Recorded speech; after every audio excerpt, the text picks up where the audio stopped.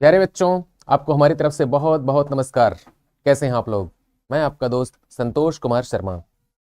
Youth Competition Times के online platform पे आपका बहुत बहुत स्वागत और अभिनंदन करता हूं। दोस्तों, आज मैं आपके लिए लेकर आया हूं साउंड। साउंड यानी कि ध्वनि। दोस्तों, आप रेलवे भर्ती बोर्ड की तमाम परीक्षाओं की तैयारी कर रहे हैं, जैसे loco pilot, technician, junior engineer, senior section engineer, group D, NTPC, RPF वगैरह वगैरह। इन सभी परीक्षाओं में फिजिक्स के सवाल बहुतायत में पूछे जाते हैं, या एक सेंटेंस में अगर बात को कहा जाए तो वो ये है दोस्तों कि रेलवे में अगर आपको नौकरी पाना है तो भौतिक विज्ञान से दोस्ती करनी पड़ेगी।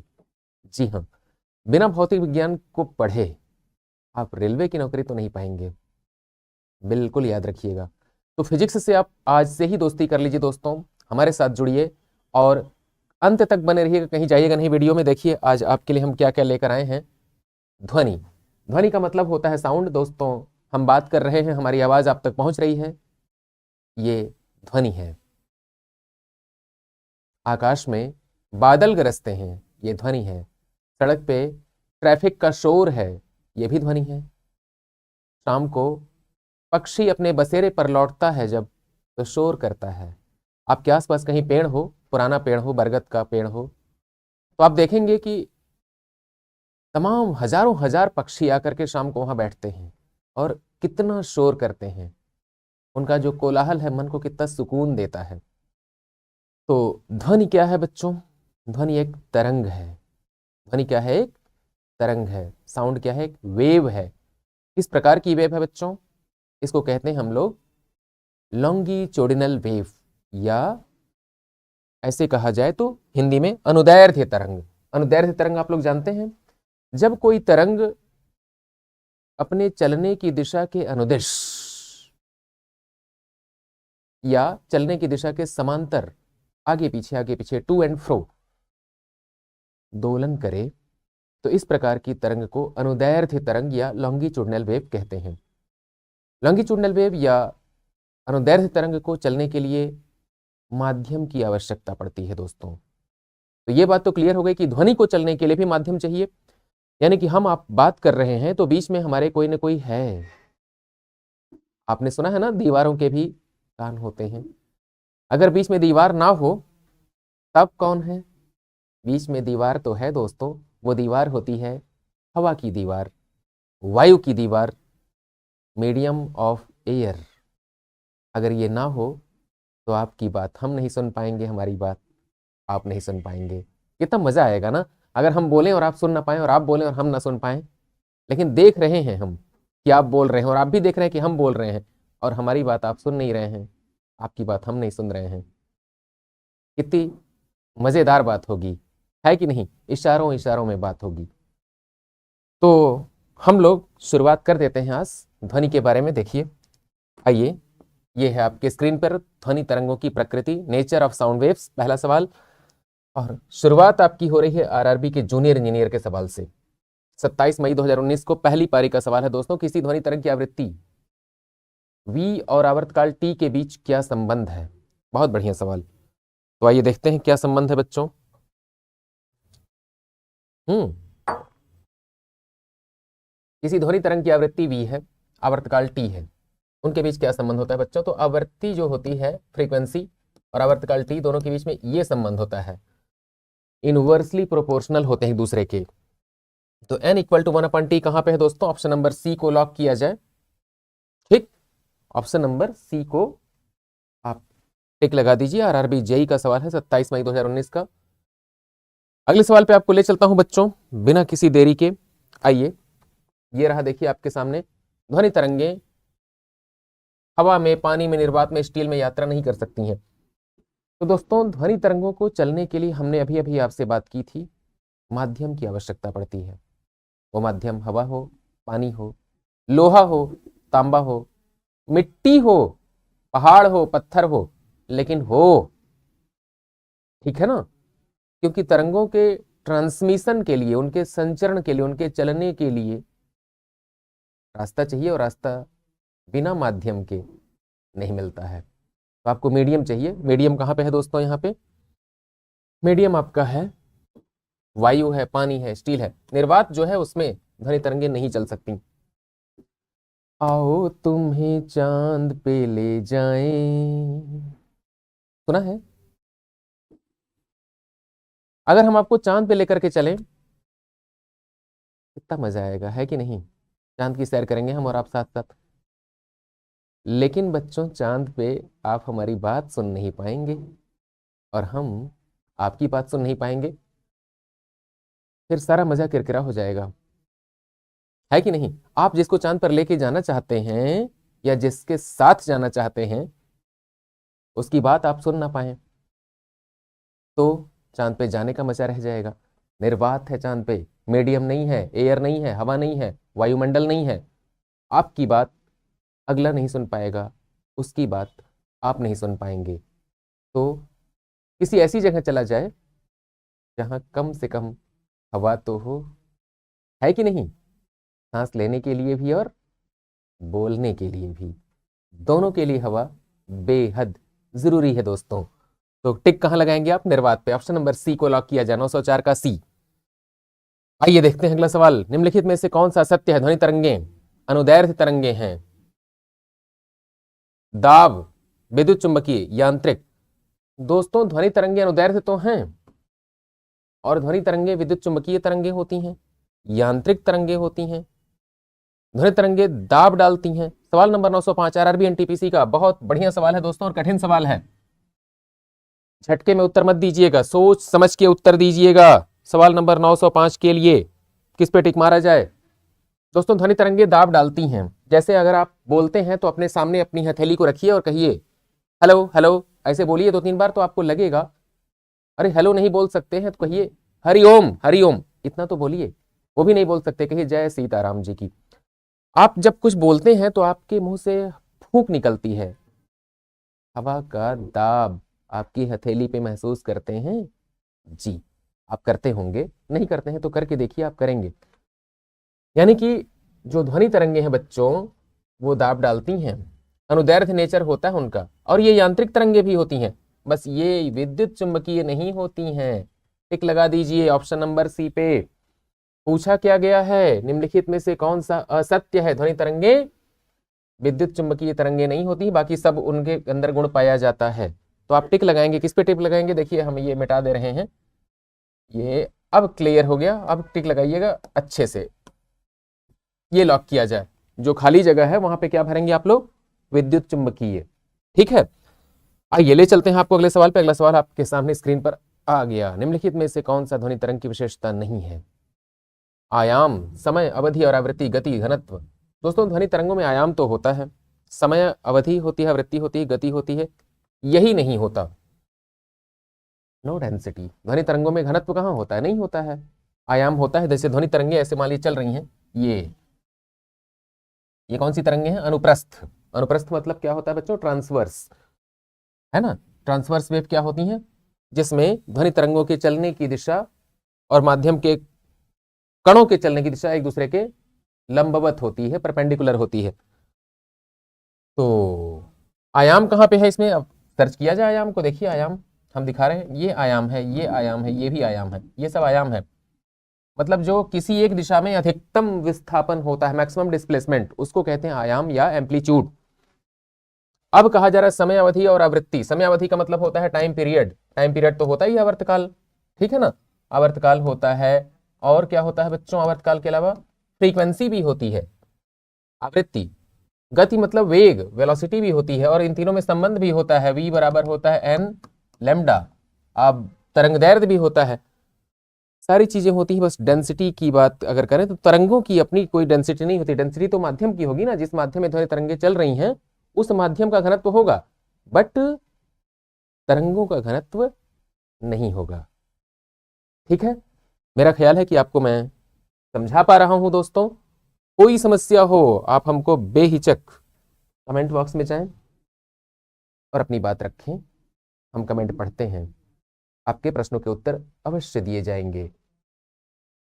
आगे देखिए, ध्वनि तरंगे विद्युत चुंबकीय तरंगे होती हैं, हरगिज नहीं अनुप्रस्थ या ट्रांसवर्स होती हैं, सुपर यांत्रिक। ये सही है, ये सही है, यही सही नहीं है। मतलब ध्वनि तरंगे अनुप्रस्थ या ट्रांसवर्स होती हैं, सुपरसोनिक आपने नाम सुना हुआ है, यांत्रिक भी होती हैं। विद्युत चुंबकीय तरंगे अलग होती हैं बच्चों, ध्वनि तरंगे अलग होती हैं। खाली जगह में क्या भरिएगा, ऑप्शन नंबर ए को लॉक किया जाए। आरआरबी ग्रुप डी का सवाल था 12/12/18 को पूछा गया था पहली पारी में। सवाल नंबर 907 हो गया दोस्तों। 907 के बाद हम लोग चलते हैं 908 पे। ठीक, तो 908 पे हम लोग पहुंच जाएं, बिल्कुल पहुंच जाते हैं। ये रहा, ध्वनि तरंग का आयाम किस पर निर्भर करता है। ध्वनि तरंग का आयाम किस पर निर्भर करता है दोस्तों? तो वस्तु के टेम्परेचर पे जी नहीं, सामग्री पे जी नहीं, वस्तु की गुणवत्ता पे जी नहीं, वस्तु को कंपन कराने के लिए प्रयुक्त बल। गुड। जिस वस्तु को आप वाइब्रेट कराना चाहते हैं उसके लिए कितना बल लगा रहे हैं, इस पे आयाम निर्भर करता है। आयाम का मतलब होता है एम्पलीट्यूड, है ना। तो आप लोगों ने एफएम और एएम का नाम सुना होगा ना, एफएम बैंड और एएम ऐसे। इसको एफएम को क्या कहते हैं, फ्रीक्वेंसी मॉड्यूलेशन, इसको एम्पलीट्यूड मॉड्यूलेशन। जो बच्चे इलेक्ट्रॉनिक्स के इंजीनियर हैं वो लोग जानते होंगे एफएम और एएम का मतलब क्या होता है। आप भी जानते रहिए, frequency modulation, amplitude modulation. Amplitude को मॉड्यूलेट करना मतलब एम्पलीट्यूड को बढ़ाना घटाना। ये देखिए आपने बोला ऐसे, ठीक, धीरे धीरे बोला आपने भाई, रास्ते में हमने एम्पलीफायर लगा दिया, आपकी आवाज क्या हो गई, ऐसे ऐसे हो गई, मतलब आपकी आवाज का आयाम बढ़ा दिया। फ्रीक्वेंसी वही है, आयाम बढ़ने से क्या हो गया, जोर जोर से सुनाई पड़ता है लोगों को। भाई भाषण देते समय लाउड स्पीकर लगा करके या गाना सुनाया जाता है लाउड स्पीकर लगा करके जोर जोर से, क्यों? आप एम्पलीट्यूड बढ़ा देते हैं, मतलब आयाम बढ़ा देते हैं, है ना। आगे चलें। ये किस भौतिक वैज्ञानिक के सम्मान में ध्वनि की आवृत्ति के SI मात्रक को दिया गया है? बहुत बढ़िया सवाल। सवाल नंबर 909 को ध्यान से देखिए। क्या है दोस्तों 909?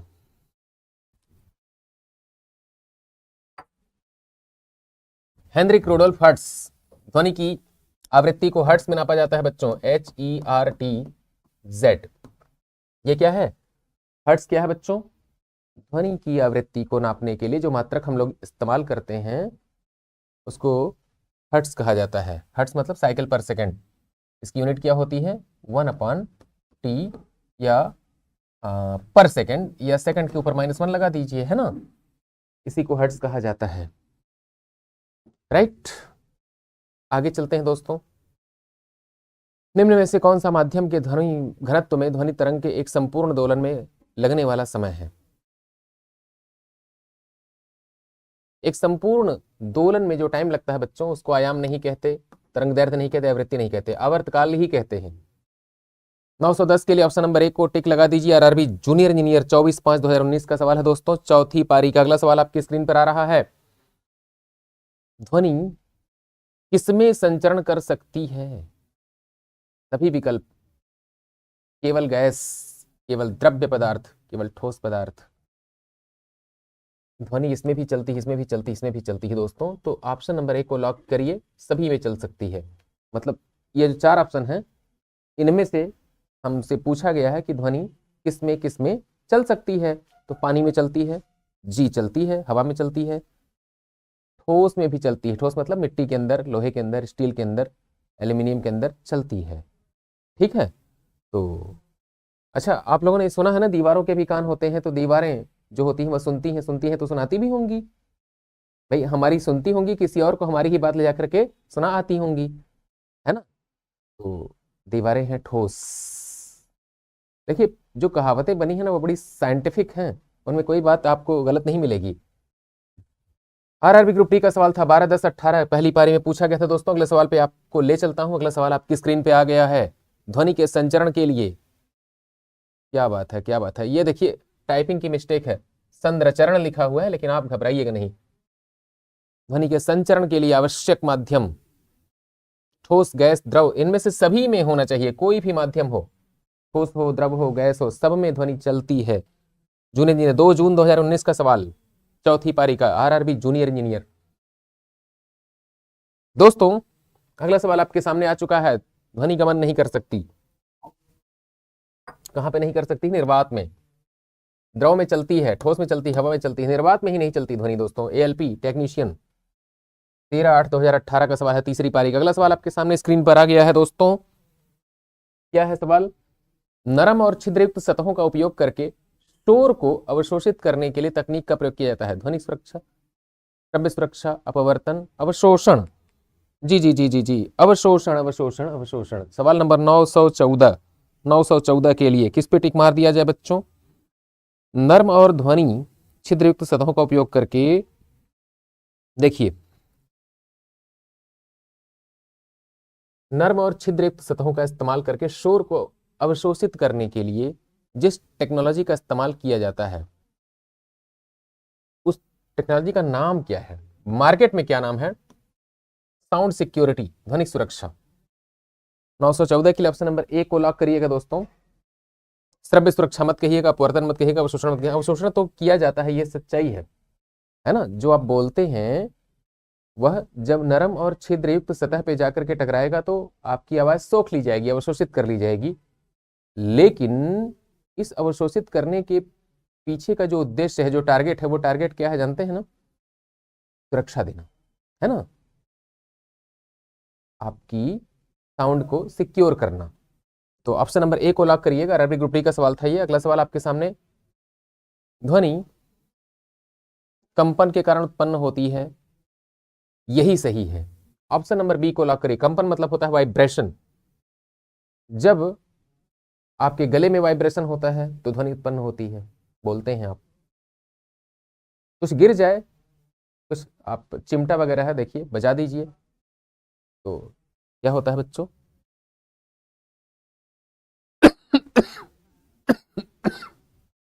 कंपन पे टिक मार दीजिए।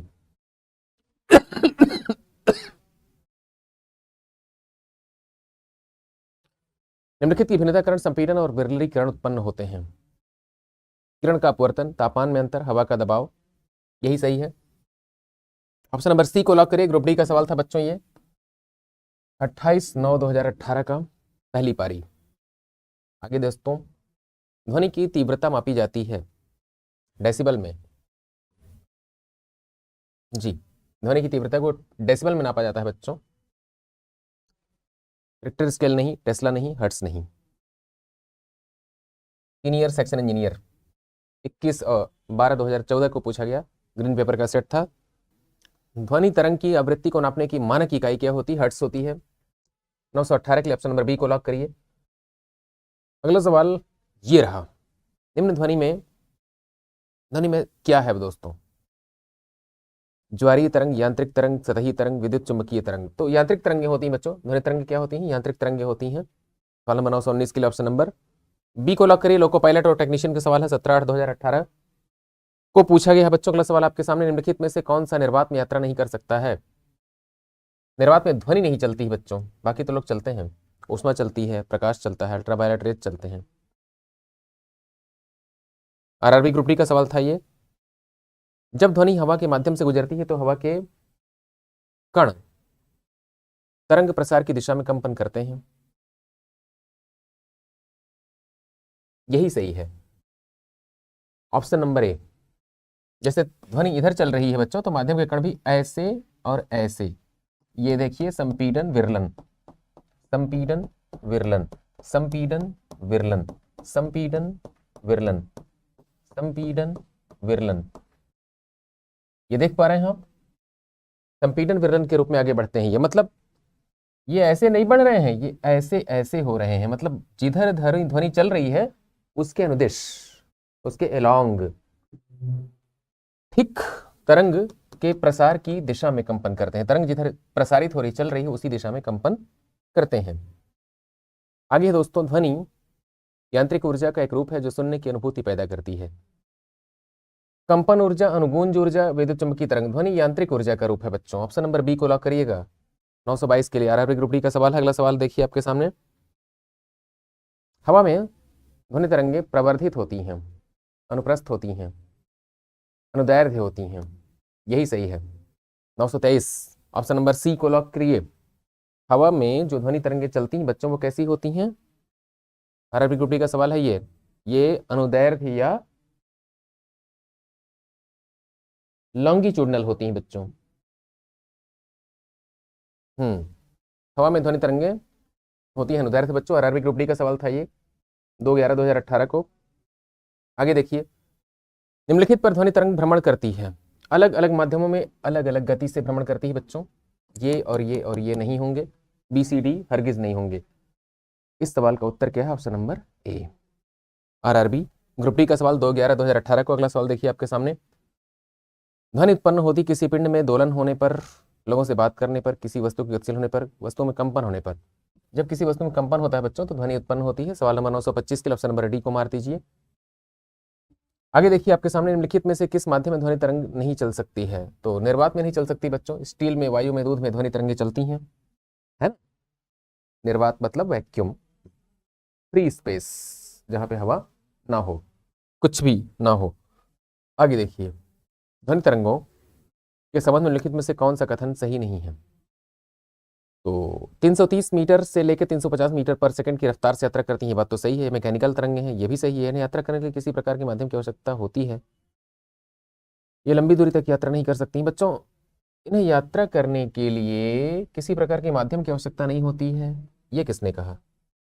माध्यम तो चाहिए, बिल्कुल चाहिए। इसी को लॉक कर दिए।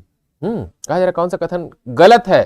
तो गलत मतलब ऑप्शन नंबर सी को लॉक करिए। आरआरबी एनटीपीसी पहला स्टेज, पहली पारी 26/4/2016 का सवाल है ये बच्चों। 927 के लिए ऑप्शन नंबर सी को लॉक करें।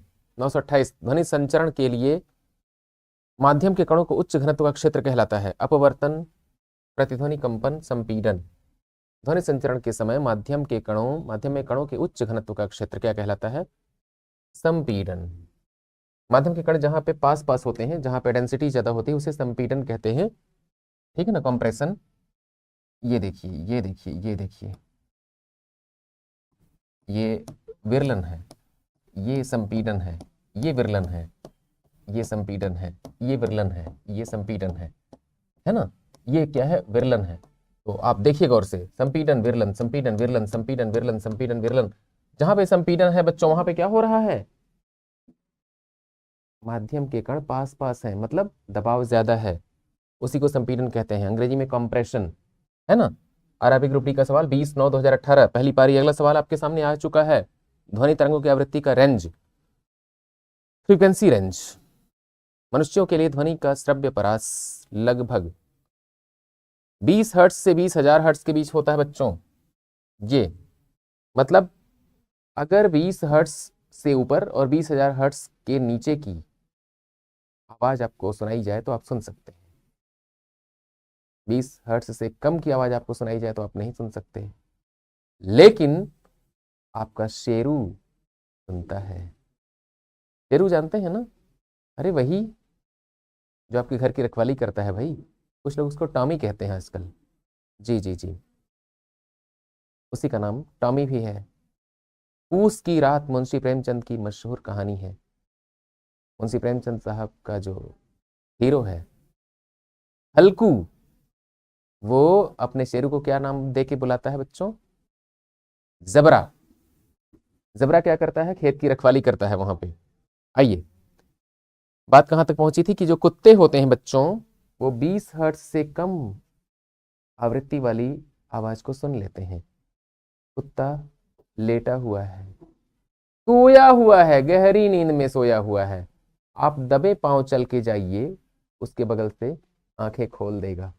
क्यों खोल देगा? क्योंकि उसको आपका चलना सुनाई पड़ जाता है। हालांकि आपके पैरों की आवृत्ति 20 हर्ट्ज से कम है, बहुत कम है, लेकिन वो सुन लेता है। चमगादड़ 20,000 हर्ट्ज से ज्यादा आवृत्ति की तरंगों को सुनने में सक्षम है ना। तो क्या किया जाए बच्चों? ऑप्शन नंबर डी को लॉक किया जाए। आरआरबी एनटीपीसी का सवाल स्टेज 2। स्टेज 2 का मतलब होता है कठिन सवाल, है ना। 17 जून 2022 को पूछा गया था दूसरी पारी में। अब अगला सवाल आपके सामने आ रहा है दोस्तों, निम्न में से कौन सा ग्रीक अक्षर तरंग दैर्ध्य को निरूपित करता है? लैम्बडा करता है भाई। ये ऐसे, ये है लैम्डा। 930 का ऑप्शन नंबर सी को लॉक करिए। आरआरबी एनटीपीसी स्टेज 2 का सवाल 17 जून 2022। आगे आपकी स्क्रीन पर आ रहा है, बिल्कुल मंद श्रव्य ध्वनि की तीव्रता स्तर क्या है? 0 decibel, 10 decibel, 25 decibel. 931 number question के लिए किस पे टिक मारा जाए बच्चों? बहुत अच्छा सवाल है ये, सवाल नंबर 931। ध्यान से सुनिएगा। बिल्कुल मंद श्रव्य ध्वनि, जब आप सुन सकते हो इतनी धीमी आवाज 0 डेसिबल की होती है बच्चों। आरआरबी ग्रुप डी का सवाल है 12/12/18 2018 में पूछा गया पहली पारी में दोस्तों। अगला सवाल, अल्ट्रासोनिक तरंगों की आवृत्ति कितनी होती है? अल्ट्रासोनिक, अल्ट्रासोनिक आप जानते हैं बच्चों, 20 किलो हर्ट्ज से ऊपर। देखिए, एक होती है ऑडिबल वेव्स, है ना, और एक होती है बच्चों पराश्रव्य। पराश्रव्य का मतलब अल्ट्रासोनिक, जो 20,000 हर्ट्ज से ऊपर की होती है, इसको हम नहीं सुन पा रहे हैं, उनके बारे में कहा जा रहा है अल्ट्रासोनिक। पराश्रव्य हिंदी में नाम है इसका। 20 किलो हर्ट्ज से ज्यादा इनकी फ्रीक्वेंसी का रेंज होता है बच्चों। आरआरबी एनटीपीसी का सवाल 5/4/2016। सेकंड शिफ्ट और पहला स्टेज आगे है दोस्तों आपके सामने। मनुष्यों के लिए ध्वनि की तरंग सीमा लगभग क्या है? 20 हर्ट्ज से 20,000 हर्ट्ज के बीच होती है बच्चों। ये मार दीजिए ऑप्शन नंबर सी पे, 20 हर्ट्ज से लेकर के 20,000 हर्ट्ज के बीच। 933 का ऑप्शन नंबर सी। आगे है बच्चों अगला सवाल, मानव कान की सामान्य श्रव्य सीमा 20 हर्ट्ज से लेकर के 20,000 हर्ट्ज, ये वाला ऑप्शन नंबर डी को लॉक करिए। अरबी जेई 28 जून सन 19, चौथी पारी का सवाल। अगला सवाल आपके सामने देखिए, मनुष्य बहुत ऊंची ध्वनि सहन नहीं कर सकता, वो उच्चतम ध्वनि स्तर क्या है जो मनुष्य सहन कर सकता है? 935, क्वेश्चन नंबर 935 के लिए दोस्तों। 100 decibel, 80 decibel, 40 decibel, 115 decibel. 80 decibel तक की आवाज को आदमी बर्दाश्त कर सकता है, उसके ऊपर की आवाज को बर्दाश्त करेगा तो कान के पर्दे फट जाएंगे, लिहाजा आप बहुत शोर वाले स्थान पर ना जाएं। आरआरबी ग्रुप डी का सवाल है 3/12/2018। अगला सवाल आपके सामने दोस्तों, श्रवणीय रेंज में से नीचे आवृत्तियों के साथ ध्वनि तरंगों को कहा जाता है, क्या कहा जाता है बच्चों? इंफ्रासोनिक, है ना, क्या कहा जाता है? इंफ्रासोनिक। 936 के लिए ऑप्शन नंबर डी को लॉक किया जाए। ये 0 से 20,000, 0 से 20 वाली फ्रीक्वेंसी की बात हो रही है, 0 से 20 हर्ट्ज फ्रीक्वेंसी की बात हो रही है, इनको कहा जाता है इंफ्रासोनिक। आरआरबी ग्रुप डी का सवाल है बच्चों। अगला सवाल आपके सामने स्क्रीन पर आ रहा है, 18,000, 22,000, 100 हर्ट्ज, 20,000 हर्ट्ज। तो इसमें जो 22,000 हर्ट्ज है बच्चों, ये उससे टिक मार दीजिए, ये वाली आवृत्ति मनुष्यों के लिए श्रव्य नहीं है। 22,000 हर्ट्ज की आवृत्ति को हम और आप नहीं सुन सकते हैं। हाँ, ये देखिए, अपश्रव्य या इंफ्रासोनिक तरंगों की आवृत्ति क्या होती है? 20 हर्ट्ज से ऊपर, 20 हर्ट्ज से कम होती है बच्चों। ऑप्शन नंबर सी को लॉक करिए। अपश्रव्य को या इंफ्रासोनिक को 20 हर्ट्ज से नीचे गिना जाता है, 0 से 20 के बीच में। आगे बच्चों आपके सामने ये सवाल, एक ध्वनि की गति 340 मीटर पर सेकंड है, इसकी तरंग दैर्घ्य 2 सेंटीमीटर है, तो तरंग की आवृत्ति क्या होगी? आप जानते हैं v बराबर होता है n लैम्डा, लिहाजा n बराबर क्या होगा बच्चों? Velocity upon lambda. तो जहां पे आपने v लिखा हुआ है, v मतलब वेलोसिटी, वो लिख लीजिए 340 मीटर पर सेकंड, ये हो गया 340 अपॉन लैम्डा के जगह पे लिख दीजिएगा 2 सेंटीमीटर है, तो उसको 2 में 100 से भाग देंगे, 100 चला जाएगा ऊपर, है ना, तो ये हो जाएगा 1700 बराबर 17,000 hertz. 17,000 hertz, option number A को लॉक करिए, 17,000 हर्ट्स। सवाल नंबर 939 के लिए option number A correct answer है बच्चों। अगला सवाल आपकी स्क्रीन पर आ रहा है, ये क्या है 940 के बाद? सवाल नंबर 940। चमगादड़ को उसके रास्ते में आने वाली बाधाओं का पता लगाने में मदद करती हैं कौन सी? पराश्रव्य तरंगे।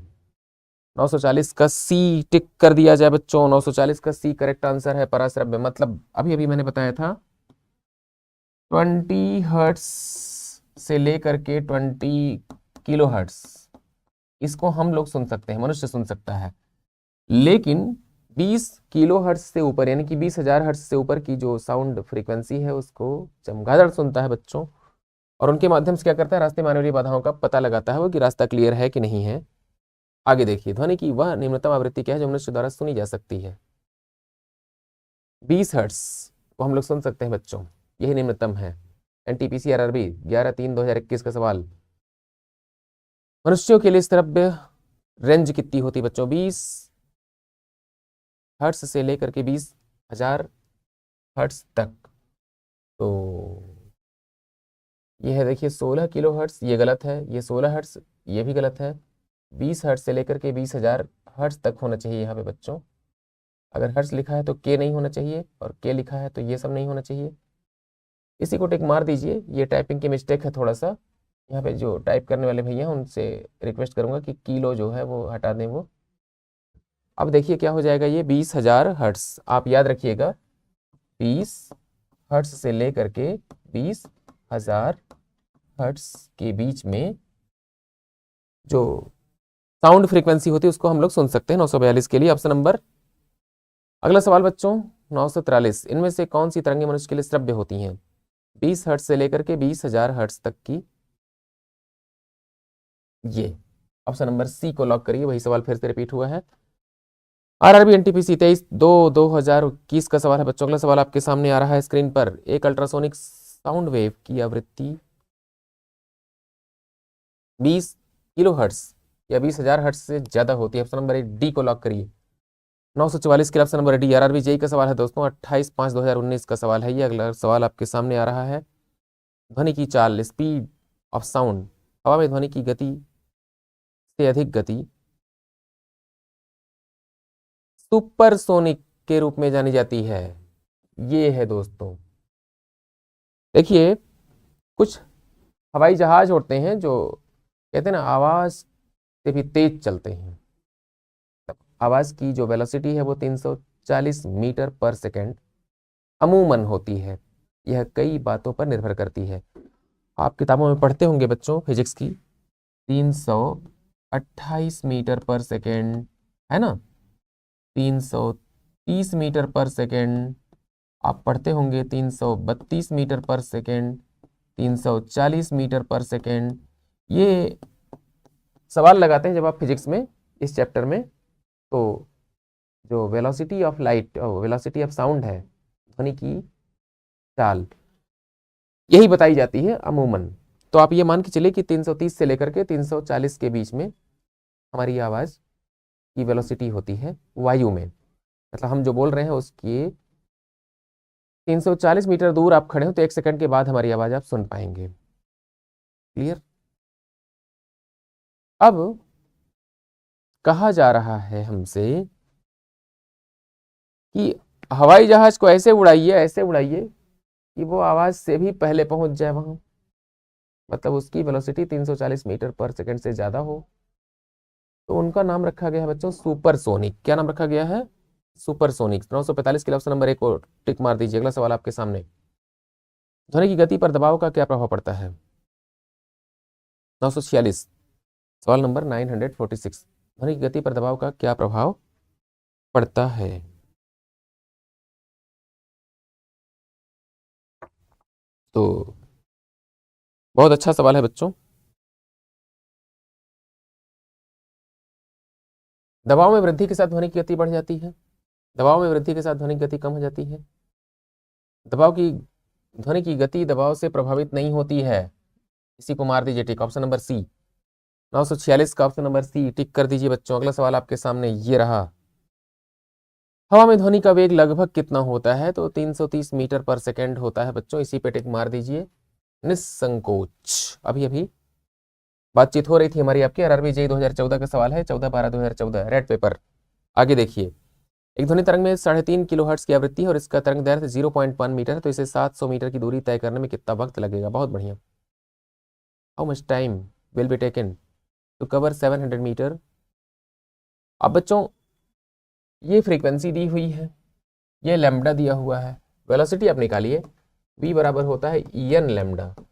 एन मतलब फ्रीक्वेंसी 3.5 किलो हर्ट्स, 3.5 गुणे 1000 लिख दीजिए, ऐसे किलो हर्ट्ज कहा जा रहा है। लेमडा के बारे में 0.1 मीटर बोला गया है, 0.1। अब कर दीजिए गुणा, तो गुणा करेंगे दोस्तों तो ये हो जाएगा 350 मीटर पर सेकेंड। 350 मीटर पर सेकंड की वेलोसिटी लेके चलना है और 700 मीटर की दूरी तय करना है। टाइम बराबर हो जाएगा बच्चों दूरी बटे चाल, दूरी में चाल का भाग देंगे, 2 सेकंड आएगा। मार दीजिए टिक, कहाँ है 2 सेकंड? ऑप्शन नंबर डी को लॉक किया जाए। 948 आरआरबी के लोको पायलट और टेक्नीशियन का सवाल है बच्चों ये।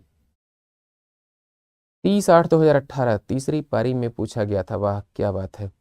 948 ऑप्शन नंबर डी। अगला सवाल दोस्तों 949, ध्वनि तरंगों की गति 700 मीटर पर सेकंड है। ध्वनि तरंगे 7 किलोमीटर की यात्रा करने में कितना वक्त लगाएंगी? वाह, ध्वनि तरंगों की गति 700 मीटर पर सेकंड है। ठीक, ये तरंगे 7 किलोमीटर की यात्रा करने में कितना वक्त लगाएंगे दोस्तों? समय पूछा गया है ना, समय बराबर होता है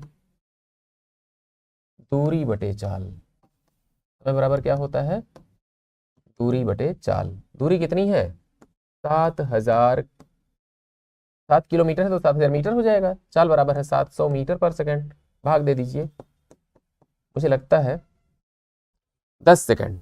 कहाँ पे है 10 सेकंड? ऑप्शन नंबर ए को लॉक कर दीजिए दोस्तों। अगला सवाल, हाय आरआरबी ग्रुप डी का सवाल था ये, 4/10/2018 में पूछा गया दोस्तों। अगला सवाल आपके सामने, हवा में ध्वनि की चाल कितनी होती है? तो 332 पे टिक मारिएगा।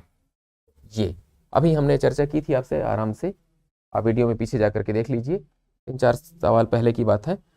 हवा में ध्वनि की चाल 330 से लेकर 340 मीटर पर सेकंड के बीच होती है। तो 332 यहाँ पे ऑप्शन में दिख रहा है, टिक मार दीजिए।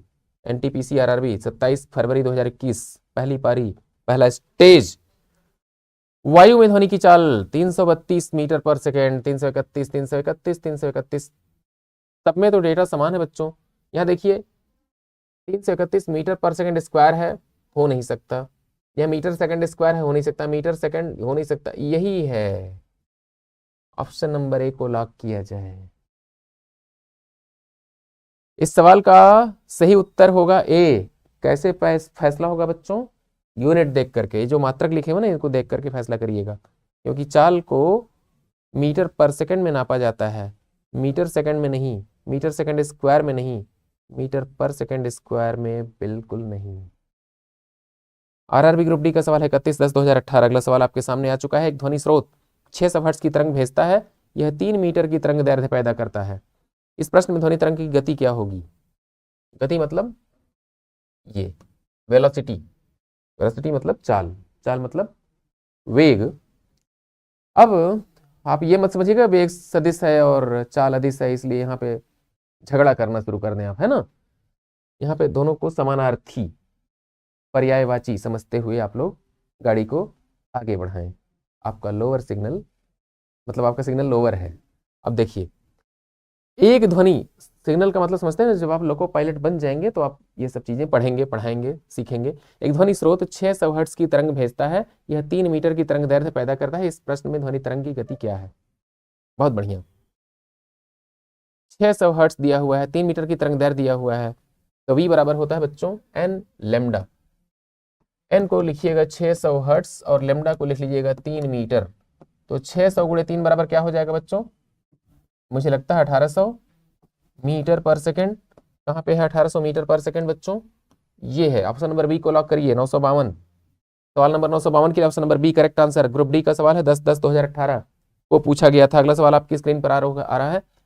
एक प्रसारण केंद्र 71 × 10⁴ मीटर हर्ट्ज की आवृत्ति और 3 × 10⁸ मीटर प्रति सेकंड की गति के साथ तरंगों को प्रसारित करता है। तरंगों का तरंग दैर्ध्य बताइए। तरंग दैर्ध्य मतलब होता है लेमडा। लेमडा बराबर क्या होता है बच्चों? v/n। v for velocity, n for frequency. Frequency दिया हुआ 71 × 10⁴ हर्ट्ज। वेलोसिटी दिया हुआ है 3 × 10⁸ और n की वैल्यू है बच्चों 71 × 10⁴। क्या करिएगा? जो 10⁴ है ना, इसको कहिएगा ऊपर जाओ, जाएगा, जाएगा। तो 4 जीरो बचेंगे, ऊपर हो जाएगा 30,000। ठीक, उसमें 71 का भाग दे दीजिए। 7 चौक के 28 होता है बच्चों। एक को कह दीजिए जीरो, तो 3000 के बाद एक जीरो और फिर 7 से भाग दीजिए, ऐसे ऐसे काट करके, 7 चौके 28, 2 20, 7 त्रिक के 21, 430 के आसपास कौन सा है?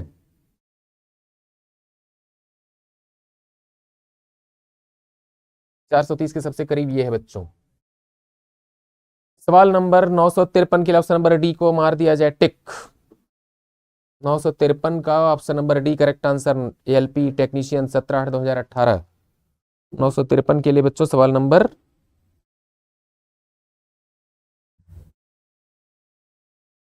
ऑप्शन नंबर डी को टिक मार दीजिए। अगला सवाल आपके सामने स्क्रीन पर ये रहा। ये एक ध्वनि तरंग के तरंगदैर्घ्य की गणना करें जिसमें आवृत्ति 200 हर्ट्ज है और किसी दिए गए माध्यम में उसकी गति 400 मीटर पर सेकंड है। लेमडा पूछ रहा है। लेमडा बराबर होता है v अपॉन एन। v कितना दिया है? 400 मीटर पर सेकंड और ये है 200 बराबर कितना हो जाएगा? 2 मीटर। कहाँ पे है 2 मीटर? यहाँ पे है। 954 के लिए ऑप्शन नंबर डी को लॉक करें। अगला सवाल आपके सामने आ रहा है। वायु में 0 डिग्री सेल्सियस तापमान पर ध्वनि की गति क्या होगी? 332 मीटर पर सेकंड होती है। ठीक। सवाल नंबर 955 के लिए दोस्तों ऑप्शन नंबर ए को लॉक किया जाए। लोको पायलट और टेक्नीशियन का सवाल 14/8/2018 पहली पारी। आगे आइए। एक ध्वनि स्रोत 400 हर्ट्ज की आवृत्ति और 2.5 मीटर तरंगदैर्घ्य की तरंगें भेजता है। चाल बताइए। v बराबर होता है बच्चों एन लेमडा। एन को लिखिएगा बच्चों 400 हर्ट्ज, लेमडा को लिखिएगा 2.5 मीटर। 400 गुणे 2.5 बराबर होता है 1000 मीटर पर सेकेंड। 1000 मीटर पर सेकेंड। 956 1000 कहाँ है बच्चों? ये रहा।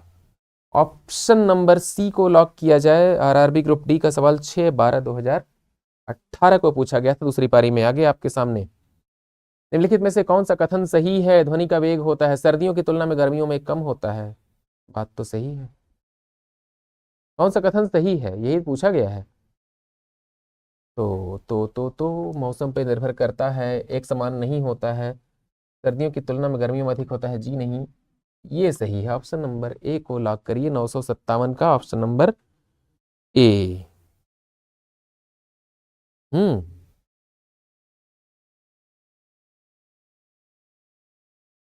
आगे दोस्तों 958 क्या है? 958 में तरंग की ध्वनि एक माध्यम में ध्वनि की गति निर्धारित करता है। सवाल नंबर 958 ऑप्शन नंबर। माध्यम की प्रकृति माध्यम में ध्वनि की गति को निर्धारित करता है भाई। ये है तरंग का आयाम, तरंग की स्वर विशेषता, तरंग की ध्वनि। यहाँ पे लिखा हुआ माध्यम, तो माध्यम की जो प्रकृति होती है एक माध्यम में ध्वनि की गति को निर्धारित करता है। माध्यम की प्रकृति मतलब ठोस माध्यम है, द्रव माध्यम है, गैस माध्यम है, कैसा माध्यम है, सघन है, विरल है, इसको कहते हैं प्रकृति। तो माध्यम की प्रकृति उस माध्यम में ध्वनि की गति को निर्धारित करेगा। ये सही है बच्चों। अगला सवाल आपके सामने 8/10/2018 के लिए अगला सवाल आपका ये रहा। समुद्री जल में ध्वनि की गति कितनी होती है दोस्तों? बहुत बढ़िया सवाल। 959 के लिए ऑप्शन नंबर सी को लॉक किया जाए। 1531 मीटर पर सेकेंड के आसपास समुद्री जल में ध्वनि की गति ये होती है बच्चों। आरआरबी ग्रुप डी का सवाल है 25/10/2018 को पूछा गया था। अगली सवाल आपके सामने। वायु में ध्वनि के वेग से अधिक की चाल की यात्रा करने वाली एक वस्तु को क्या कहा जाता है?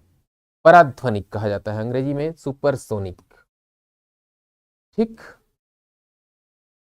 960 के ऑप्शन नंबर ए को लॉक करिए। आरआरबी ग्रुप टी का सवाल है। अगला सवाल आपके सामने दोस्तों। 25 डिग्री सेल्सियस तापमान विभिन्न माध्यमों में ध्वनि की चाल के बारे में निम्नलिखित में से कौन सा और कौन से कथन सही है गलत है? हीलियम गैस में ध्वनि की चाल 965 किलोमीटर पर सेकेंड है। हाइड्रोजन गैस में ध्वनि की चाल 1284 मीटर पर सेकेंड है। सवाल नंबर 961 के लिए बच्चों ऑप्शन नंबर बी को लॉक किया जाए। क्यों? हाइड्रोजन गैस में ध्वनि की चाल 1284 मीटर पर सेकेंड है, ये तो सही है, लेकिन ये 965 किलोमीटर प्रति सेकेंड ये वाली बात गलत है। हीलियम गैस में इतनी वेलोसिटी नहीं होती है बच्चों। तो आपको करना है ऑप्शन नंबर बी टिक। तो बी कहां पे मिलेगा? B for Bombay. Option number B को लॉक करिए। आगे चलते हैं दोस्तों, अगला सवाल आपके सामने। 25 डिग्री सेल्सियस वाले किसी माध्यम में ध्वनि की गति परिवर्तित हो जाती है। इस कथन के संबंध में निम्नलिखित में से कौन से कथन सही है, गलत है? सवाल नंबर 962 के लिए कहा जा रहा है दोस्तों, पहला काम करिए कि इसको पढ़िए। ऑक्सीजन गैस में ध्वनि की गति इतना मीटर पर सेकंड होती है, मीटर प्रति मिनट। आशुद्ध जल में ध्वनि की गति इतना मीटर प्रति मिनट होती है। तो दोस्तों दोनों ही बातें रॉन्ग हैं, गलत हैं। ना तो ए सही है और ना तो बी सही है। 962 का सी लॉक किया जाए। आगे चलते हैं। 25 डिग्री सेल्सियस पर विभिन्न माध्यमों ध्वनि की चाल के बारे में निम्नलिखित में से कौन से कथन सही हैं, कौन से कथन गलत हैं? समुद्री जल में ध्वनि की चाल 1531 किलोमीटर पर सेकंड होती है। ये बात गलत है भाई, तो माने गलत है। किलोमीटर थोड़ी होता है, ये मीटर पर सेकंड होता है, इसलिए ये रॉन्ग है। जल में ध्वनि की चाल 1498 किलोमीटर प्रति सेकंड होती है ना, हरगिज नहीं। तो ऑप्शन नंबर ए को लॉक करिए। ना तो ए सही है और ना तो बी सही है। हमेशा क्रिस्टल क्लियर कॉन्सेप्ट रखिए बच्चों, कोई इधर उधर नहीं। आगे चलते हैं, अगला सवाल। किसी भी माध्यम में जैसे ही हम तापमान बढ़ाते ध्वनि की गति बढ़ जाती है। लीजिए ऑप्शन नंबर ए को लॉक करिए। अगला सवाल आपके सामने आ रहा है। 25 डिग्री सेल्सियस पर विभिन्न माध्यमों में ध्वनि की चाल के बारे में निम्नलिखित में से कौन से कथन सत्य हैं, कौन से कथन असत्य हैं? जल में ध्वनि की चाल 1531 मीटर पर सेकंड होती है, हाँ भाई हाँ। हवा में ध्वनि की चाल 346 किलोमीटर पर सेकंड होती है, ना भाई ना, ये रॉन्ग है। पहला स्टेटमेंट सही है, तो क्या कहिएगा? केवल ए सही है। ऑप्शन नंबर सी को लॉक करिए। 965 का सी। ग्रुप डी का सवाल है 12/10/2018। अगला सवाल आपके सामने। इस पर विभिन्न माध्यमों में ध्वनि की चाल के बारे में निम्नलिखित में से कौन सा कथन और कौन से कथन सत्य हैं, असत्य हैं? निम्नलिखित में से कौन सही कौन गलत है? समुद्री जल में ध्वनि की चाल ये होती है 1531 मीटर पर सेकंड, सही बात है।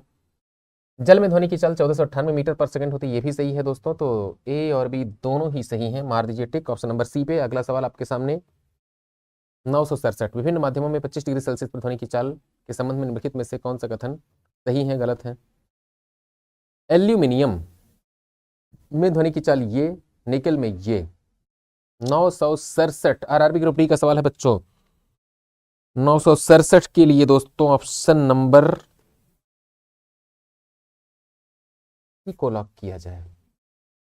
एल्यूमिनियम में ध्वनि की चाल ये होती है, ये बात रॉन्ग है। निकल में ये होती है 6040 मीटर पर सेकंड।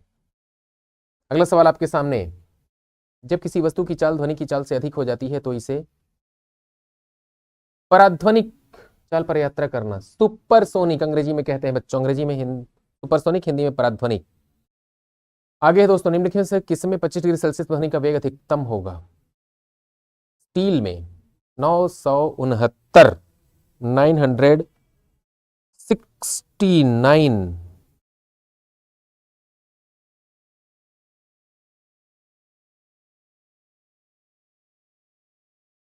तो किस पे टिक मारा जाए बच्चों? पीतल, इस्पात, एल्यूमिनियम, लोहा। 25 डिग्री सेल्सियस पे दोस्तों ध्वनि का वेग अधिकतम होता है एल्यूमिनियम में। अगला सवाल आपके सामने रहा ये। निम्नलिखित में से कौन सा कथन 25 डिग्री सेल्सियस के विभिन्न माध्यमों ध्वनि के चाल के बारे में सही है? तो 970 नंबर क्वेश्चन के लिए बच्चों मार दीजिए टिक। ये सही है। स्टील में ध्वनि की गति ये है, ये रॉन्ग है बच्चों। निकल में ध्वनि की गति 6040 मीटर पर सेकंड है, तो केवल बी सही है। कहाँ पे आ रहा है? केवल बी सही है, ये वाला। ऑप्शन नंबर ए को लॉक करिए। देखिए ये सही होता, लेकिन यहाँ पे किलोमीटर पर सेकंड लिख दिया ना, इसलिए रॉन्ग हो गया ये। आप टिक मारिएगा ऑप्शन नंबर ए पर। अगला सवाल आपके सामने है दोस्तों। विभिन्न माध्यमों में 25 डिग्री सेल्सियस पर ध्वनि की गति के संदर्भ में निम्नलिखित में से कौन सा और कौन से विधान सत्य हैं? स्टील में ध्वनि की गति 5960 मीटर पर सेकंड, निकल में ये होती है। तो 971 नंबर सवाल के लिए बच्चों क्या करिएगा कि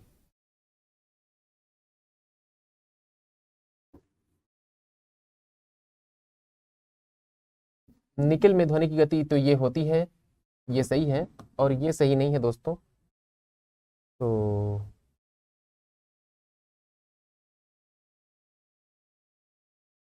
ऑप्शन नंबर डी को लॉक किया जाए। अगला सवाल आपके सामने ये रहा दोस्तों।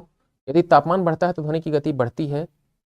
ऑप्शन नंबर डी को लॉक करिए। अगला सवाल आपके सामने है। दिए गए एक तापमान पर ध्वनि की गति एल्यूमिनियम में अधिकतम होती है, निकल में अधिकतम होती है, आयरन में अधिकतम होती है। 973 नंबर सवाल के लिए बच्चों एल्यूमिनियम में अधिकतम होती है। मार दीजिए टिक, ऑप्शन नंबर बी को लॉक करिए। अगला सवाल आपके सामने आ रहा है।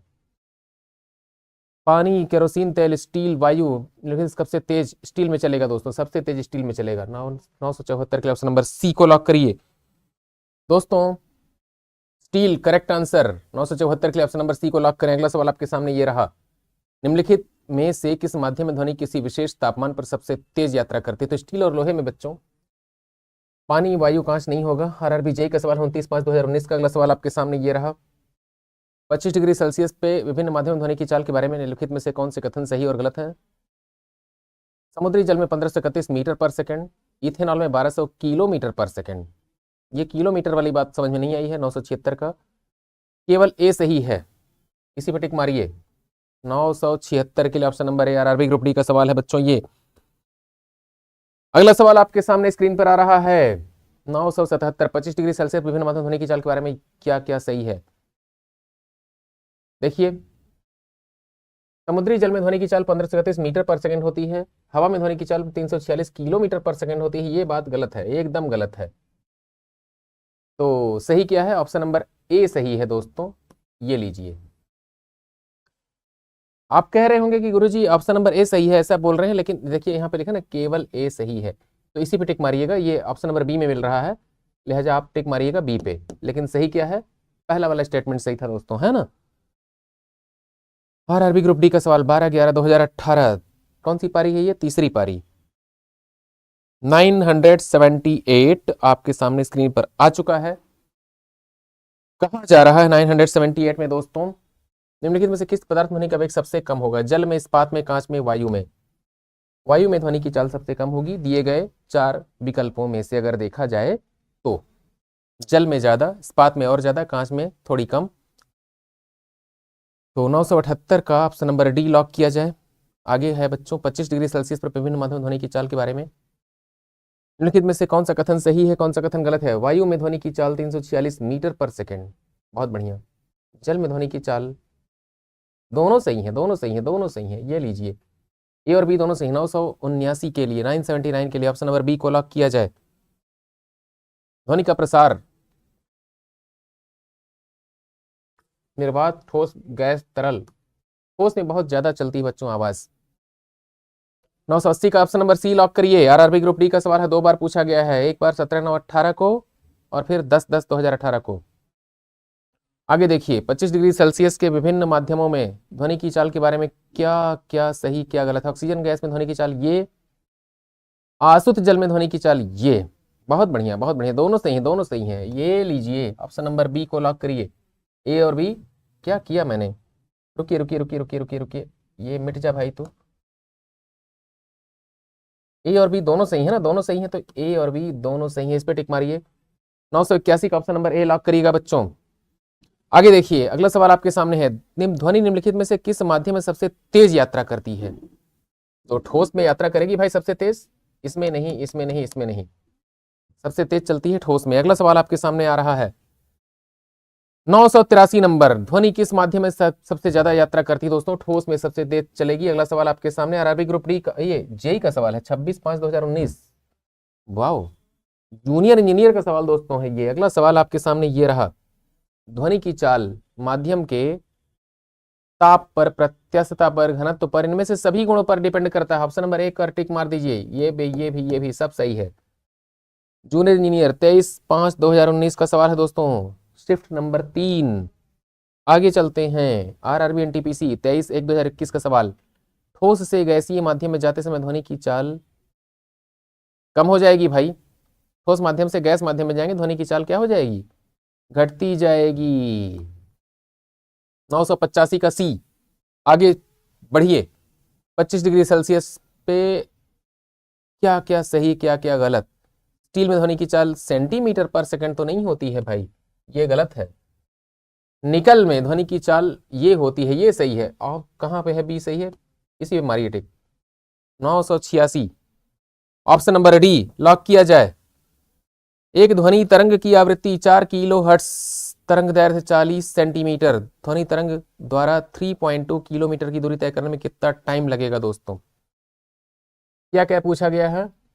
आवृत्ति दी हुई है, लेमडा दिया हुआ, वेलोसिटी निकालिए, वेलोसिटी बराबर यन लेमडा। यन बराबर क्या लिखेंगे? 4 kilo hertz, 4000 hertz. Kilo hertz को आपने क्या किया, हर्ट्स किलो में बदल लिया। हाँ, किलो हर्ट्स को हर्ट्स में बदल लिया। 40 सेंटीमीटर है ना, 40 को 100 से भाग दीजिए मीटर में, 1 2 1 2। अब ये 400 चौके 1600 मीटर पर सेकंड। कुल कितना दूरी तय करनी है? 3.2 किलोमीटर। ये लीजिए 3.2 किलोमीटर को 3200 मीटर कहते हैं हम लोग। उसमें 1600 का भाग दे दीजिए, दे दिया, कितना आएगा? 2 सेकंड। कहाँ है? ऑप्शन नंबर सी।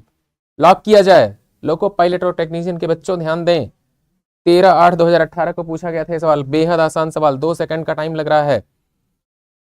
988। एक ध्वनि तरंग की आवृत्ति 50 हर्ट्ज, उसकी गति का जो तरंग दैर्घ्य है वो क्या है बच्चों? 4 मीटर। चाल बताइए, वी बताइए। वी बराबर होता है यन लेमडा। यन बराबर 50 लिखिए, 50 के साथ 4 का गुणा कर दीजिए, 50 चौके 200 मीटर पर सेकेंड। कहाँ है? ये रहा ऑप्शन नंबर ए, 988 का पहला सवाल, पहला option. RRB JE 23/5/2019, shift number 3। आगे चलते हैं दोस्तों, आगे आपकी स्क्रीन पर ये रहा। निम्नलिखित में से कौन सा किसी तरंग द्वारा 1 सेकंड में तय की गई दूरी को दर्शाता है? 1 सेकंड में तय की गई दूरी को जो दर्शाता है उसे कहते हैं तरंग की वेलोसिटी। ये लीजिए, 1 सेकंड में तय की गई दूरी को तरंग का वेग कहते हैं। आरआरबी जेई 26 जून 2019 का सवाल, पहली शिफ्ट का सवाल है बच्चों। आगे सामने आपके ये रहा, कैरेक्टरिस्टिक्स ऑफ साउंड 990 नंबर। आयाम ध्वनि तरंग की विशेषता, वेग, आवृत्ति, हर्ट्स। ये तीनों हैं, ये नहीं है। ध्वनि तरंग की विशेषता में क्या होता है बच्चों? वी बराबर यन लेमडा। तो लेमडा मतलब तरंग दैर्घ्य, फ्रीक्वेंसी, वेलोसिटी। वेलोसिटी है, फ्रीक्वेंसी है, फ्रीक्वेंसी की यूनिट हर्ट्स होती है बच्चों। तो आप टिक मार दीजिएगा ऑप्शन नंबर डी पे, डी फॉर डॉग। क्यों मार देंगे बताता हूं, ध्यान से सुनिएगा। देखिए, जब कोई ध्वनि तरंग चलती है तो क्या क्या घटनाएं घटती हैं बच्चों? कोई ध्वनि तरंग चलेगी तो ऐसे चलेगी, देखिए ये।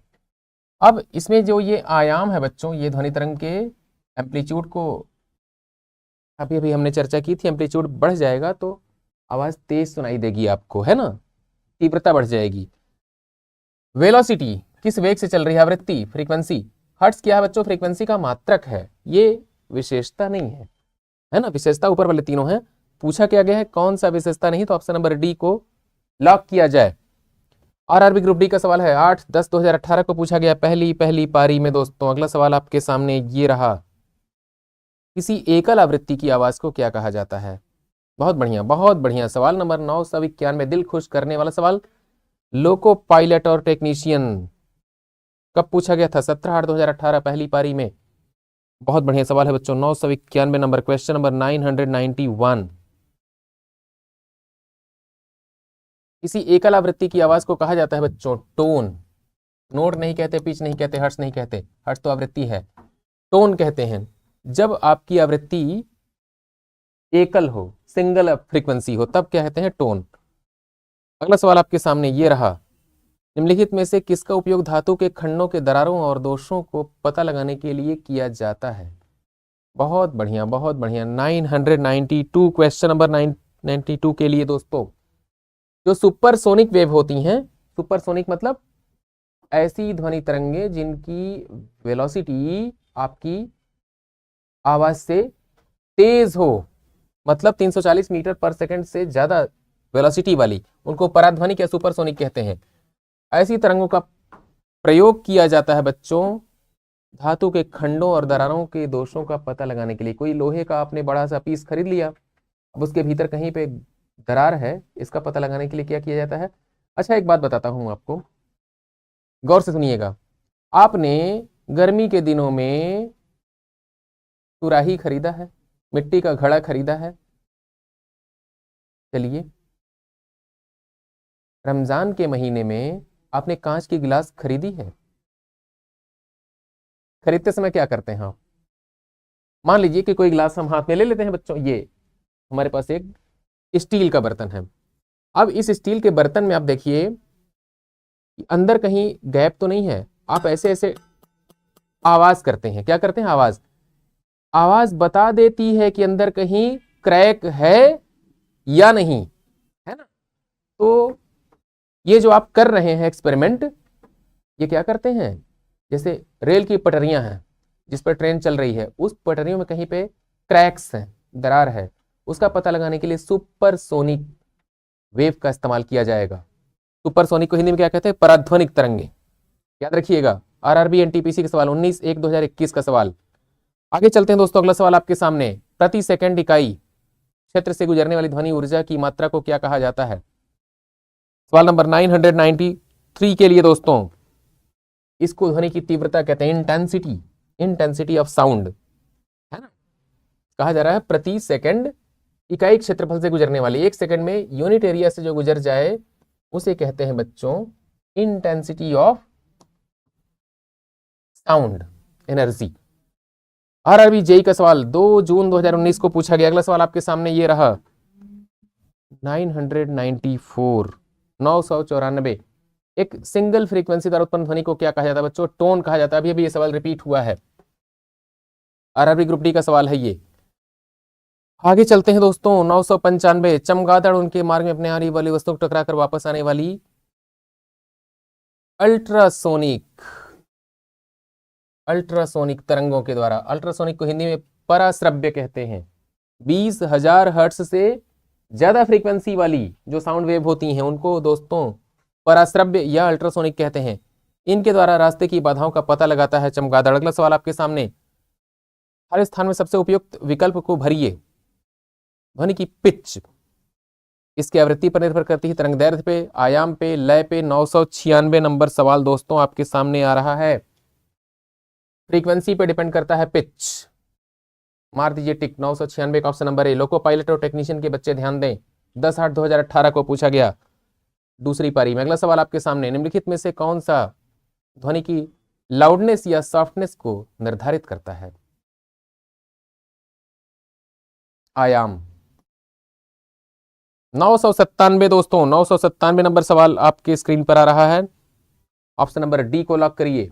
आरआरबी जेई 24/5/2019 का सवाल है दोस्तों ये। अगला सवाल आपके सामने ये रहा दोस्तों, ऑप्शन नंबर डी को लॉक करिए। आरआरबी जेई का सवाल है 24/5/2019 को, तीसरी पारी में। अगला सवाल आपके सामने स्क्रीन पर आ चुका है। ध्वनि का तारत्व निर्भर करता है तीव्रता पे, आयाम पे, आवृत्ति पे, लय पे। 998 नंबर सवाल आपके सामने स्क्रीन पे आ रहा है दोस्तों। तारत्व मतलब आवृत्ति होता है दोस्तों, ध्वनि की आवृत्ति पर निर्भर करता है दोस्तों ये तारत्व। एएलपी और टेक्नीशियन का सवाल है 30/8/2018। अगला सवाल आपके सामने, जिस तरीके से मस्तिष्क किसी उत्सर्जित ध्वनि की आवृत्ति की पहचान करता है उसे क्या कहा जाता है दोस्तों? आयाम, ध्वनि, पिच, तरंग। 999, 999 सवाल नंबर 999 के लिए दोस्तों ऑप्शन नंबर सी को लॉक करें। जो पिच होता है उसी की पहचान करता है आपका ब्रेन। एनटीपीसी 27/3/2021 को सवाल पूछा गया था दोस्तों दूसरी पारी में, पहला स्टेज। सवाल नंबर 1000। वाह, हम लोगों ने 1000वां सवाल टच कर लिया दोस्तों। ध्वनि हवा के माध्यम में चलती है और हमारे कानों तक पहुंचकर हमें ध्वनि की प्रबलता, ध्वनि की आवृत्ति, ध्वनि का संवेदन प्रदान करती है। ये सी पे टिक मार दिया। आरआरबी ग्रुप डी का सवाल है बच्चों। अगला सवाल आपके सामने ये रहा, अल्ट्रासाउंड तरंगों के बारे में कौन सा कथन गलत है? दोस्तों सवाल नंबर 1001, अल्ट्रासाउंड तरंगों के संबंध में कौन सा कथन गलत है? तो ये सही है, ये भी सही है और ऑप्शन नंबर सी भी करेक्ट है दोस्तों। वे उच्च आवृत्ति की तरंगे हैं, उनका उपयोग उद्योगों में और चिकित्सा प्रयोजन के लिए किया जाता है। वे बाधाओं की उपस्थिति में भी अच्छी तरह से परिभाषित पथ के बीच यात्रा करते हैं। दोषपूर्ण स्थानों से अल्ट्रासाउंड वापस प्रतिबिंबित नहीं कर सकता है, यही रॉन्ग है दोस्तों। इसी पर टिक मार दीजिए। ऑप्शन नंबर डी आपके लिए करेक्ट आंसर हो जाएगा। आगे दोस्तों आपका सवाल है 1002, प्रतिध्वनि इको। एक प्रतिध्वनि के लिए स्रोत और परावर्तक के बीच की न्यूनतम दूरी लगभग कितनी होती है? 17 मीटर होती है दोस्तों, है ना, 17 मीटर। टिक मार दीजिए। आरआरबी ग्रुप डी का सवाल है। आगे चलते हैं दोस्तों, ध्वनि तरंगों के परावर्तन द्वारा उत्पन्न ध्वनि की पुनरावृत्ति क्या कहलाती है? प्रतिध्वनि।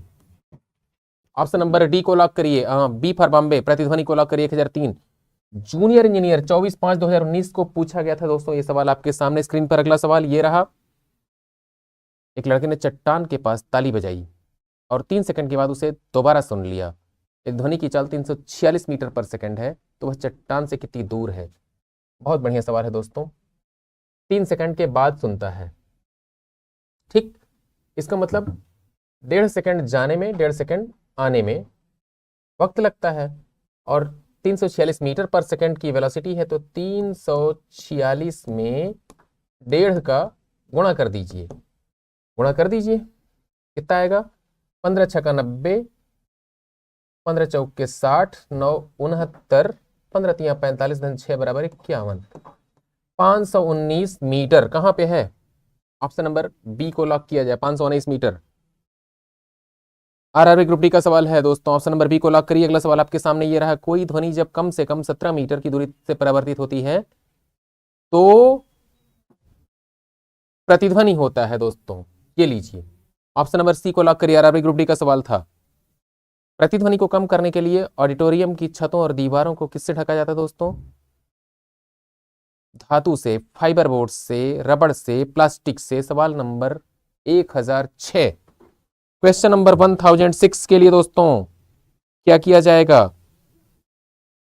फाइबर के बोर्ड से ढक देते हैं दोस्तों, ताकि जो आप बोल रहे हैं वह रिफ्लेक्ट होकर के वापस ना आए, परावर्तित होकर के वापस ना आए, वहीं का वहीं सोख लिया जाए, एब्सॉर्ब कर लिया जाए।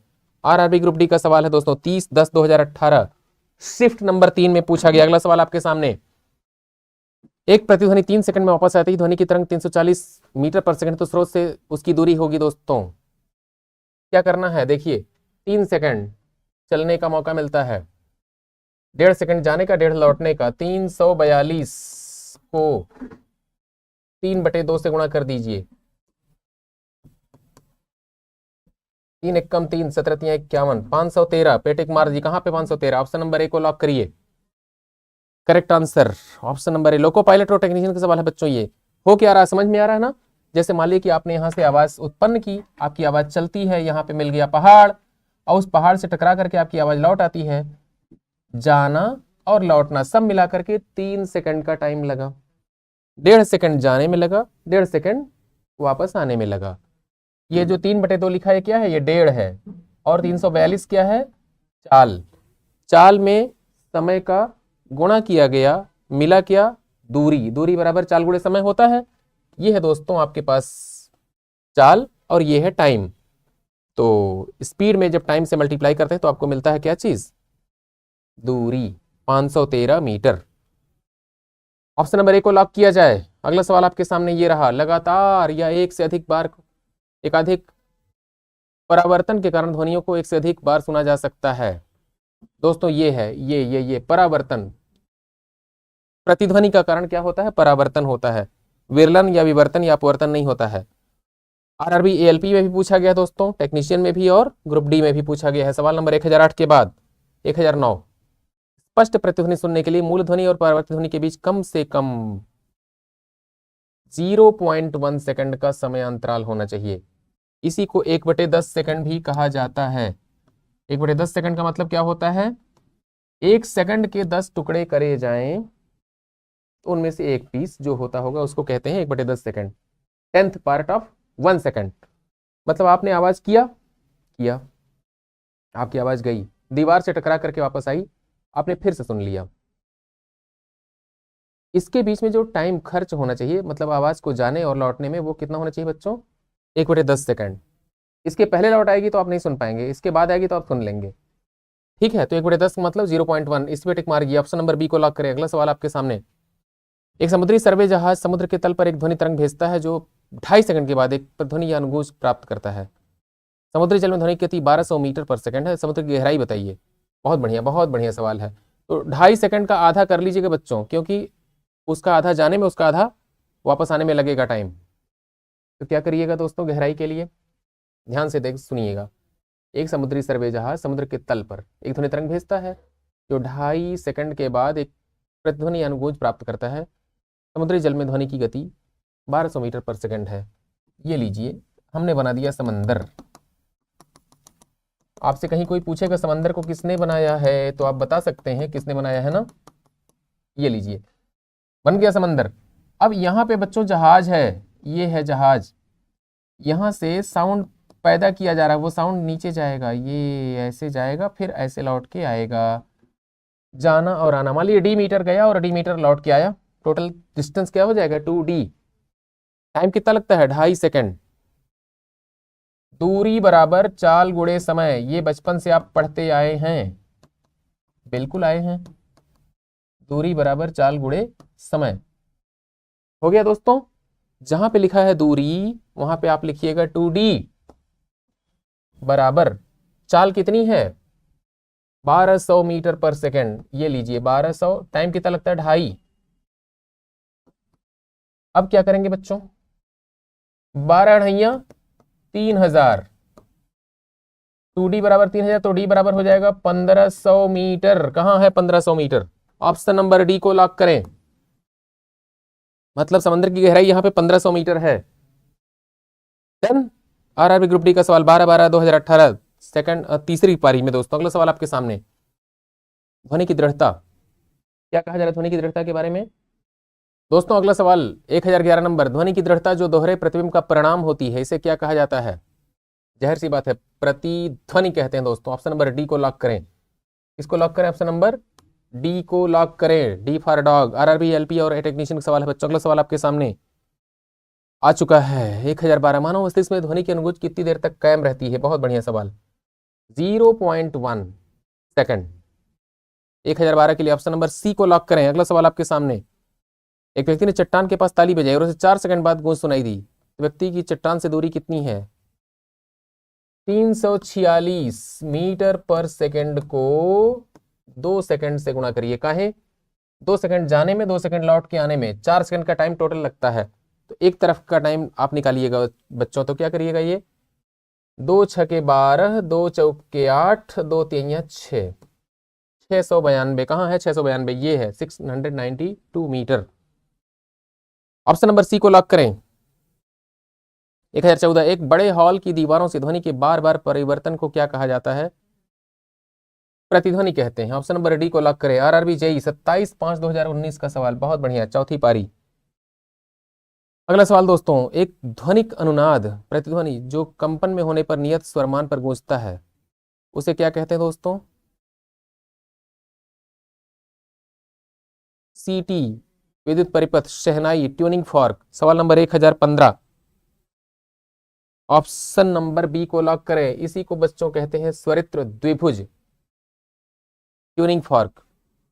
कैसा होता है आप जानते हैं ना, ये ऐसा, ये ऐसा, इधर से ऐसा, ठीक है ना, ये स्टील का बना हुआ होगा, ठीक है, इसमें 2 भुजाएं हैं इसलिए द्विभुज। ट्यूनिंग फॉर्क, इसको किसी रबर के गत्ते पर पीट देते हैं, ये दोनों वाइब्रेट करते हैं, है ना, तो आपको घन की आवाज सुनाई पड़ती है, राइट। अगला सवाल दोस्तों, आरआरबी ग्रुप डी का सवाल। अगला सवाल आपके सामने ये रहा, अलग अलग प्रतिध्वनियों को सुनने के लिए ध्वनि के स्रोत से अवरोध की न्यूनतम दूरी क्या होनी चाहिए। ये होनी चाहिए 17 मीटर के आसपास। आरआरबी ग्रुप डी का सवाल। अगला सवाल आपके सामने ये रहा, इस पुनरावर्ती परिवर्तन को क्या कहा जाता है, इसके कारण ध्वनि की निरंतरता का आभास होता है दोस्तों। प्रतिध्वनि। अगला सवाल आपके सामने, एक सभागार में ध्वनि का सातत्य ध्वनि के परावर्तन की पुनरावृत्ति का परिणाम, और इसे क्या कहा जाता है। तीव्रता, अनुरणन, गुंजन, गुंजन कहिए, आवाज गूंजती है। अगला सवाल दोस्तों आपके सामने, किसी अन्य कमरे में बात कर रहे लोगों की बातें हमें ध्वनि तरंगों के परावर्तन के कारण सुनाई देती हैं बच्चों, परावर्तित होकर के सुनाई देती हैं। अगला सवाल आपके सामने ये रहा, सोनार या रडार। सोनार एक उपकरण है जो वस्तुओं की दूरी, दिशा और गति को मापने के लिए अल्ट्रासोनिक तरंगों का इस्तेमाल करता है। क्या है दोस्तों, पानी के नीचे का उपकरण होता है दोस्तों, उसको सोनार कहते हैं। आरआरबी एनटीपीसी का सवाल एक कब पूछा गया था, 8/3/2021 को, पहली पारी, पहला स्टेज। अंडर वाटर ऑब्जेक्ट्स की दूरी, दिशा और चाल को मापने के लिए हम लोग सोनार का इस्तेमाल करते हैं। वही सवाल फिर से रिपीट हुआ है। ऑप्शन नंबर डी को लॉक करिए। आरआरबी एनटीपीसी का सवाल है बच्चों, 1/4/2021 को, पहली पारी, पहला स्टेज। अगला सवाल आपके सामने, इकोकार्डियोग्राम अधिक से अधिक नजदीकी किससे संबंधित है। सवाल नंबर 1022 के लिए टिक मार दीजिए दोस्तों। अगला सवाल आपके सामने आ चुका है 1022, ये रहा, इकोकार्डियोग्राम अधिक नजदीकी से किससे संबंधित दोस्तों? जमीन, जीमन इफेक्ट, फोटो इलेक्ट्रिक इफेक्ट, चुंबकीय इफेक्ट, डॉपलर इफेक्ट। ये डॉपलर प्रभाव से ताल्लुक रखता है दोस्तों, इकोकार्डियोग्राम, है ना। अगले सवाल पे आपको ले चलता हूं दोस्तों। सोनार का पूरा नाम क्या है? बहुत बढ़िया, sound navigation and ranging. Option number C को लॉक करिए। 1023 के लिए आरआरबी ग्रुप डी का सवाल, आरआरबी एनटीपीसी का सवाल दो दो बार पूछा गया दोस्तों, बहुत ही इंपॉर्टेंट सवाल है। साउंड नेविगेशन एंड रेंजिंग आप जानते होंगे, सोनार। अगला सवाल आपके सामने आ रहा है दोस्तों, सोनार का पूरा नाम क्या है? Sound navigation and ranging, sound navigation and ranging, option number A को लॉक करिए। आगे चलते हैं दोस्तों, अगला सवाल आपके सामने ये रहा, निम्नलिखित में से किसे सोनार की मदद से मापा जा सकता है? पानी के अंदर मौजूद वस्तुओं की दूरी, दिशा और गति, इसी को नापा जाता है दोस्तों। ये है option number D. Junior engineer 31 मई 2019 को पूछा गया चौथे शिफ्ट में दोस्तों सवाल। अगला सवाल आपके सामने आ रहा है, शब्द रडार, वाह, रेडियो डिटेक्शन एंड रेंजिंग, सवाल नंबर 1026 पूछा जा रहा है दोस्तों आपसे रडार के बारे में। तो ऑप्शन नंबर डी को टिक मार दीजिए, रेडियो डिटेक्शन एंड रेंजिंग, इसी का पूरा नाम होता है बच्चों। RRB JE 14/12/2014 yellow paper, RRB NTPC 29/3/2016 पहली पारी पहला स्टेज। अगला सवाल आपके सामने ये रहा, एक सोनार में मौजूद मुख्य उपकरण क्या है जिसका उपयोग पानी के अंदर मौजूद दूरी, दिशा और गति का पता लगाने किया जाता है बच्चों? 1027 सवाल नंबर के लिए ऑप्शन नंबर सी को ट्रांसमीटर और डिटेक्टर होते हैं बच्चों। एक ट्रांसमिट करता है, डिटेक्ट करता है। आरआरबी जेई 29/5/2019 का सवाल है। अगला सवाल आपके सामने ये रहा दोस्तों, समुद्र की गहराई में निर्धारित करने, पानी के नीचे की पहाड़ी, घाटी, पनडुब्बी, हिमशैल आदि का पता लगाने के लिए सोनार का इस्तेमाल करते हैं। आरआरबी जेई 25/5/2019 कैसा रहा दोस्तों? तो 1028 नंबर सवाल इस यूनिट का आखिरी सवाल था दोस्तों, ध्वनि से संबंधित, साउंड से संबंधित। अगली यूनिट में हम लोग प्रकाश लेकर के आपके सामने आएंगे। ये वीडियो आपको कैसा लगा ये जरूर बताइएगा कमेंट में जाकर के दोस्तों, और अगर कोई सुझाव है आपकी तरफ से, कोई सजेशन है, तो कृपया ज़रूर कमेंट बॉक्स में लिखें। आपके सुझाव हम पढ़ेंगे और अगले वीडियो में और ज़्यादा सुधार करने का प्रयास करेंगे। दोस्तों, आपको आपकी परीक्षा के लिए हमारी तरफ से बहुत सारी शुभकामनाएं। खूब मन लगा करके पढ़िए, मेहनत कीजिए, और अगर हमारे चैनल को अभी तक आपने सब्सक्राइब नहीं किया है तो प्लीज़ ये काम कर लीजिए आप। इससे हमें मजबूती मिलती है, बल मिलता है। अपने दोस्तों को लाइक भी, शेयर भी करें ये वीडियो, और ज़्यादा से ज़्यादा लाइक करें। आपको हमारी तरफ से नमस्कार। अगले वीडियो में दोबारा मुलाकात होगी। नमस्कार।